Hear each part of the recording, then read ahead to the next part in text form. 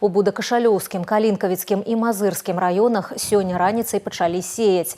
Адным з першых у вобласці ў работу ўключыўся саўгаскамбінат «Зара». Умовы для сяўбы кукурузы спрыяльныя. Вільготнасць і тэмпература глебы ў норме. З пацяпленнем тэмпы работ будуць павялічвацца. Это основная культура, которая создает основную кормовую базу.